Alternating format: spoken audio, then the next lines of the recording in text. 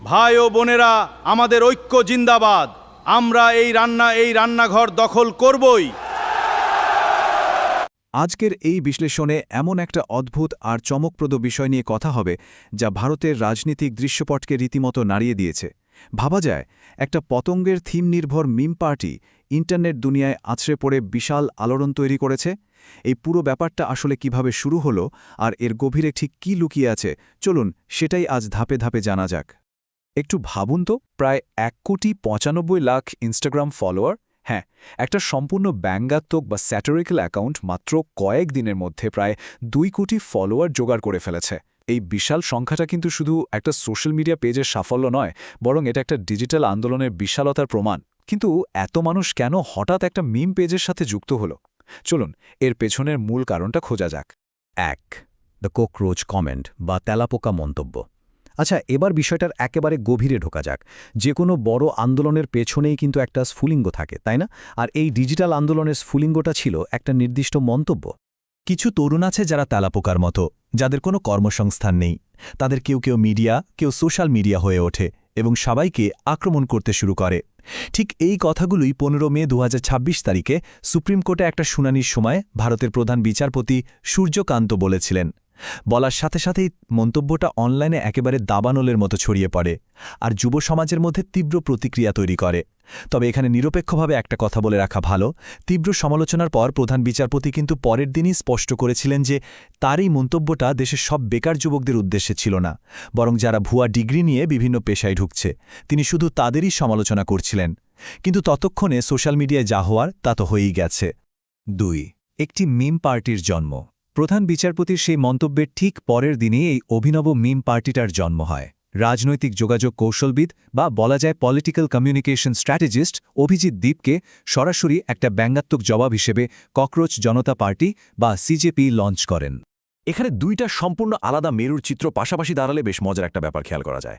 একদিকে মাত্র ৪ দিনের পুরনো একটা মিম পেজ, যার লোগো কিনা একটা তেলাপোকা, আর অন্যদিকে ভারতের ক্ষমতাসীন দল ভারতীয় জনতা পার্টি বা বিজেপির মতো বিশাল আর সুপ্রতিষ্ঠিত রাজনৈতিক প্রতিষ্ঠান।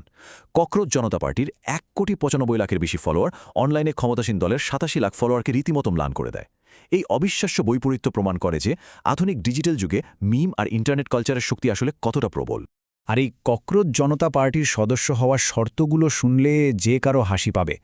শর্তগুলো পুরোটাই আত্ম-উপহাস আর চরম ব্যঙ্গাত্মক। যেমন, বেকার হতে হবে, সেটা বাধ্য হয়ে হোক, নিজের ইচ্ছায় হোক বা নীতির কারণে। শারীরিকভাবে অলস হতে হবে, প্রতিদিন অন্তত ১১ ঘণ্টা অনলাইনে পড়ে থাকতে হবে, আর প্রফেশনালভাবে রাগ বা ক্ষোভ ঝাড়ার ক্ষমতা থাকতে হবে। এই অতি ব্যঙ্গাত্মক বা হাইপার আইরনিক শর্তগুলো জি জেনারেশন ইন্টারনেট কালচারের সাথে এতটাই নিখুঁতভাবে মিলে যায় যে তরুণরা একে নিজেদের হতাশা প্রকাশের একটা দারুণ মাধ্যম হিসেবে লুফে নেয়। ৩. ব্যঙ্গাত্মক ইশতেহার। এই আলোচনার মোড় এখন একটু অন্যদিকে ঘুরছে। বাইরে থেকে দেখে এটাকে নিছক একটা মিম বা মজার ব্যাপার মনে হলেও এই দলটা কিন্তু রীতিমতো একটা সুনির্দিষ্ট ৫ দফার রাজনৈতিক ইশতেহার বা ম্যানিফেস্টো প্রকাশ করে। তাদের দাবিগুলোর মধ্যে আছে প্রধান বিচারপতিদের অবসরের পর রাজ্যসভার আসন নিষিদ্ধ করা, বৈধ ভোট বাতিল হলে নির্বাচন কমিশনারকে ইউএপি এর অধীনে গ্রেপ্তার করা, সংসদ আর মন্ত্রিসভায় নারীদের জন্য ৫০% সংরক্ষণ, আদানি ও রিলায়েন্স গ্রুপের মিডিয়ার লাইসেন্স বাতিল করা এবং দলবদলকারী রাজনীতিবিদদের জন্য ২০ বছরের নির্বাচন নিষেধাজ্ঞা। এই দাবিগুলো কিন্তু একদমই জোক নয়, এগুলো অত্যন্ত স্পষ্ট আর রাজনৈতিকভাবে সংবেদনশীল। বিচার ব্যবস্থার স্বাধীনতা থেকে শুরু করে নির্বাচন প্রক্রিয়া, নারী অধিকার, কর্পোরেট মিডিয়ার আধিপত্য আর রাজনৈতিক দলবদল নিয়ে তারা জোরালো প্রশ্ন তুলেছে। এখানে কোনো পক্ষ নেওয়ার সুযোগ নেই, তবে এটা স্পষ্টভাবে বোঝা যাচ্ছে যে এই ব্যঙ্গের চাদরে আসলে দেশের প্রচলিত রাজনৈতিক ব্যবস্থা ও প্রতিষ্ঠানগুলোর প্রতি যুব সমাজের এক গভীর আর দীর্ঘদিনের জমানো ক্ষোভ লুকিয়ে আছে। ৪. যুব সমাজের ক্ষোভের বারুদ। মিম আর ব্যঙ্গের আড়ালে থাকা সেই ক্ষোভের বারুদের দিকেই এবার নজর দেয়া যাক। এই বিশাল ডিজিটাল আক্রোশের পেছনে আসলে কোন বাস্তব আর্থসামাজিক পরিস্থিতিগুলো ইন্ধন যোগাচ্ছে সেটা বোঝাটা খুব জরুরি। সবচেয়ে গুরুত্বপূর্ণ আর উদ্বেগজনক বিষয় হল ২৯.১% সংখ্যাটা। এটা ভারতের স্নাতকদের মানে গ্র্যাজুয়েটদের বেকারত্বের হার। যারা কখনো স্কুলেই যায়নি তাদের বেকারত্বের হারের চেয়ে এই হার প্রায় ৯ গুণ বেশি। অর্থাৎ ককরোচ জনতা পার্টির এই মিমগুলো শুধু মজা করার জন্য তৈরি হয়নি, বরং এগুলো দেশের তরুণ নাগরিকদের প্রতিদিনের বাস্তব অর্থনৈতিক কষ্টের মাটিতে দাঁড়িয়ে আছে। শুধু বেকারত্বই নয়, তরুণদের হতাশার আগুনে ঘি ঢেলেছে আরও কিছু ঘটনা। যেমন ব্যাপকভাবে প্রশ্নপত্র ফাঁসের পর ন্যাশনাল এলিজিবিলিটি কাম এন্ট্রেন্স টেস্ট বা নিট পরীক্ষা বাতিলের জেরে দেশজুড়ে শুরু হওয়া বিক্ষোভ। এই ঘটনার পর দেশজুড়ে যে ক্ষোভের সৃষ্টি হয়, সিজেপি খুব সুকৌশলে সেটা নিজেদের প্রচারণায় কাজে লাগায়। তারা হাঁ ম্যাঁ হুঁ কাকরোচ নামে একটা প্রতিবাদী গান রিলিজ করে, যা মুহূর্তের মধ্যে ভাইরাল হয়ে যায় আর শিক্ষার্থীদের ক্ষোভের একটা থিম সঙ্গে পরিণত হয়। এই আন্দোলনটা কিভাবে সমাজবিজ্ঞানকে নিজেদের হাতিয়ার হিসেবে ব্যবহার করেছে তা সত্যিই চমকপ্রদ। অপমানজনক শব্দকে আপন করে নেওয়া বা রিকেমিং অ্যান্ড ইনসাল্ট হল এমন একটা সমাজতাত্ত্বিক প্রক্রিয়া যেখানে কোনো সমালোচিত গোষ্ঠী তাদের বিরুদ্ধে ব্যবহৃত একটা অবমাননাকর শব্দকে নিজেদের টিকে থাকা এবং পরিচয়ের প্রতীক হিসেবে গ্রহণ করে। ঠিক এভাবেই তেলাপোকা শব্দটা, যা টিকে থাকার চরম ক্ষমতার প্রতীক, একটা কঠোর অর্থনীতির দেশে তরুণদের টিকে থাকার আর রাজনৈতিক পরিচয়ের ব্যাজ হয়ে ওঠে।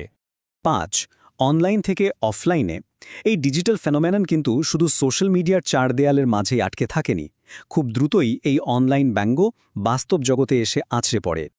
বাস্তব জীবনে এর প্রভাবগুলো শুনলে অবাক হতে হয়। তরুণ স্বেচ্ছাসেবকরা আক্ষরিক অর্থেই তেলাপোকার কস্টিউম পরে যমুনা নদী পরিষ্কার করার মতো সামাজিক কাজে নেমে পড়ে। শুধু তাই নয়, তৃণমূল কংগ্রেসের সাংসদ এবং সমাজবাদী পার্টির অখিলেশ যাদবের মতো বিরোধী দলের বড় নেতারাও এর পক্ষে কথা বলেন। এমনকি হটমেইলের কো-ফাউন্ডার সাবির ভাটিয়ার মতো প্রযুক্তি উদ্যোক্তা আর বলিউডের পরিচিত মুখরাও প্রকাশ্যে ককরোচ জনতা পার্টির সাথে একাত্মতা প্রকাশ করেন। একটা মিম কিভাবে এত বড় অফলাইন রূপ নিল তা সত্যিই ভাবার মতো একটা ব্যাপার।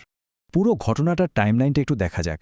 কিভাবে মাত্র কয়েকদিনের মধ্যে সব ঘটে গেল। 15 মে প্রধান বিচারপতির সেই তেলাপোকা মন্তব্য, 16 মে অনলাইনে সিজেপি এর প্রতিষ্ঠা, আর 20 মের মধ্যে ইনস্টাগ্রাম ফলোয়ার 1 কোটি ছাড়িয়ে যায়। কিন্তু সবচেয়ে গুরুত্বপূর্ণ মোড়টা আসে 21 মে। ওই দিন ভারতে সিজেপি এর এক্স বা সাবেক টুইটার অ্যাকাউন্টটা স্থগিত করা হয়। অর্থাৎ এটাই ছিল এই ডিজিটাল আন্দোলনের বিরুদ্ধে প্রথম কোনো বড় প্রাতিষ্ঠানিক বাধা। 6.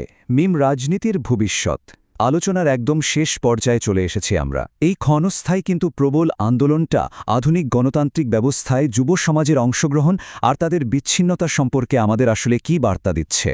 দলের প্রতিষ্ঠাতা অভিজিৎ দীপকে বলেছেন, আমি বিভ্রমের মধ্যে নেই। আমি জানি এটি কয়েকদিনের মধ্যে ম্লান হয়ে যেতে পারে। তবে আমি অন্তত মানুষের জন্য, বিশেষ করে যুব সমাজের জন্য একটি জায়গা বা প্ল্যাটফর্ম তৈরি করতে পারি যাতে তাদের কথা শোনা যায়।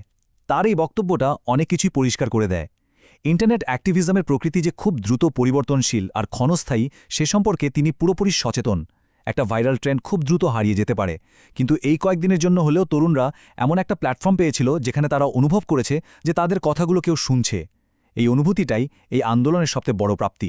মিম, রাজনীতি কি বিশ্বব্যাপী যুব অসন্তোষের নতুন চেহারা, নাকি নিছক একটা ক্ষণস্থায়ী অ্যালগোরিদমিক ট্রেন্ড? এই চিন্তার মাধ্যমেই আজকের বিশ্লেষণের শেষে এসে পৌঁছেছি। এটা কি সত্যিই প্রচলিত রাজনীতির বিকল্প হিসাবে যুব সমাজের ক্ষোভ প্রকাশের নতুন একটা স্থায়ী মাধ্যম হয়ে উঠছে, নাকি এটা শুধুমাত্র অ্যালগোরিদমের তৈরি করা আরও একটা ক্ষণস্থায়ী ট্রেন্ড যা আজ আছে কাল নেই? এই প্রশ্নটা নিয়ে একটু ভাবার অবকাশ রেখেই আজকের মতো এখানেই শেষ করছি। এই বিশ্লেষণটি শেষ পর্যন্ত শোনার জন্য অসংখ্য ধন্যবাদ।